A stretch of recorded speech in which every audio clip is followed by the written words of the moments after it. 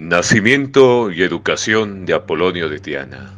Pues bien, la patria de Apolonio fue Tiana, ciudad griega en la región de los Capadocios. Su padre tenía el mismo nombre. Su familia era antigua y descendiente en línea directa de los fundadores. Su fortuna por encima de los de allí, y eso que la región es rica. A su madre, cuando se hallaba encinta de él, le vino la aparición de un demonio egipcio. Era Proteo, el que en Homero cambia de forma. Ella, sin ningún temor, le preguntó ¿qué iba a dar a luz? Y él le dijo: a mí.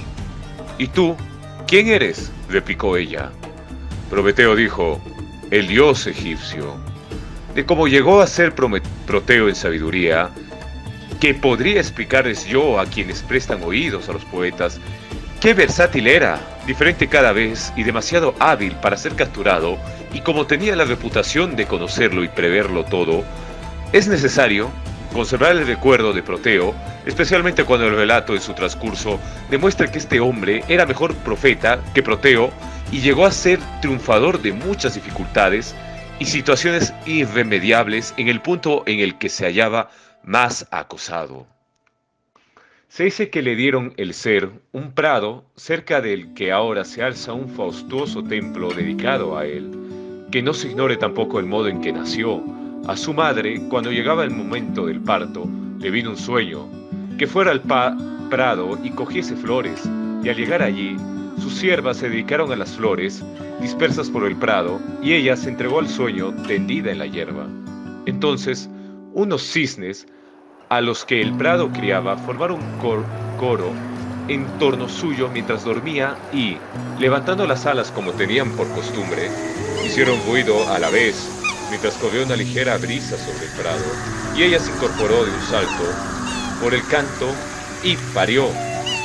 Capaz de cualquier susto de provocar un parto, incluso antes de tiempo, los lugareños afirman que en el momento en que paría, un rayo que parecía que iba a caer sobre la tierra se remontó al éter y desapareció en lo alto, revelando y anunciando de antemano los dioses. Creó su esplendor por encima de todo lo terreno, su proximidad a los dioses y de qué talla iba a ser este hombre. Hay cerca de Tiana unas aguas consagradas a Júpiter, el de los juramentos. Según dicen, las llaman del Asbameo. De ellas brota un manantial frío, pero que bulle como un caldero puesto a calentar. Esta agua para quienes mantienen sus juramentos es grata y placentera, pero para los perjuros un castigo inmediato, pues las taca a los ojos, a las manos y a los pies. Son pereza de hidropesías y tisis, y ni siquiera alejárseles es posible, sino que se quedan allí y se lamentan junto al agua, confesando lo que perjuran. Los lugareños afirman que incluso que Apolonio fue hijo de Júpiter, pero él se refería a sí mismo como hijo de Apolonio. Al llegar a la edad de las letras, mostró gran capacidad de memoria y poder de aplicación. Su lengua era el ático y no se alteraba su acento a causa de su región de origen. Todos los ojos se volvían hacia él, pues era admirable por la flor de su edad. A los 14 años, lo llevaba su padre a Tarso, junto a Eutidemo de Fenicia. Eutidemo era un buen retor, le enseñaba y él apreciaba a su maestro, pero el ambiente de la ciudad le parecía extravagante y no adecuado para practicar la filosofía. En ninguna parte, en efecto, son más aficionados a la molicie, todos ellos frívolos e insolentes, y se consagra más al lienzo fino que los atenienses a la sabiduría.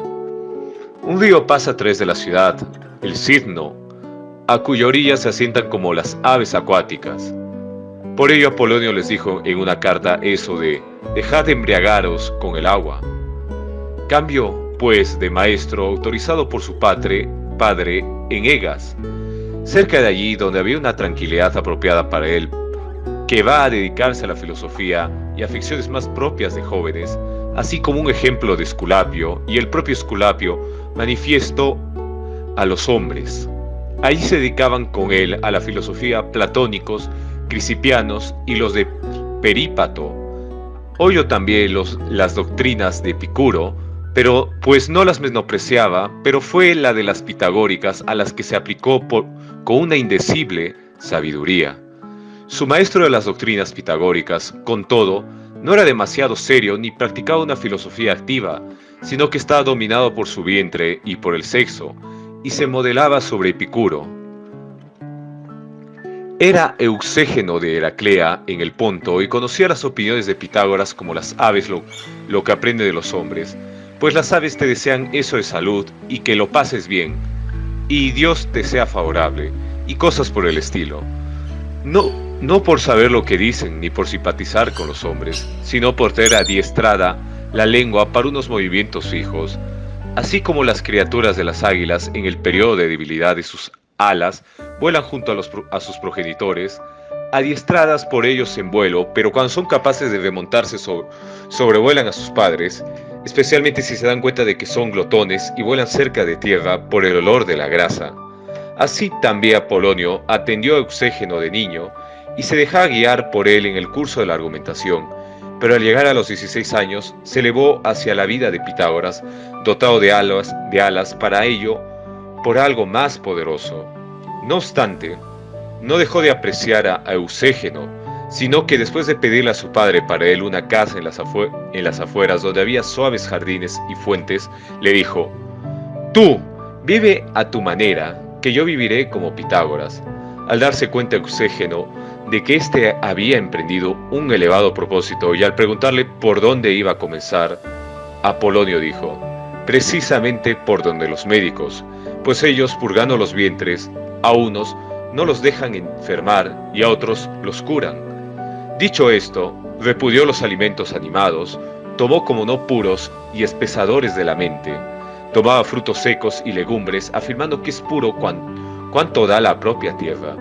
También el vino decía que es una bebida pura por venirles a los hombres de una planta tan bien cultivada, pero que es contrario a la composición de la mente, por oscurecer el éter que hay en el alma. Después de realizar la purgación de su vientre, hace ir descalzo su adorno y se cubre con prendas de lino, rechazando las de animales, se dejó crecer la cabellera y se fue a vivir al templo. Asombrados ante él los habitantes del templo, habiéndole declarado un día Esculapio al sacerdote que se alegraba de curar a los enfermos, teniendo a Apolonio por testigo, se congregaban en Egas para conocerlo los propios cilicios y los de los alrededores. El dicho de Cilicia: «¿A dónde vas? ¿Acaso hacia el Efebo?», se decía por él, y alcanzando categoría de proverbio.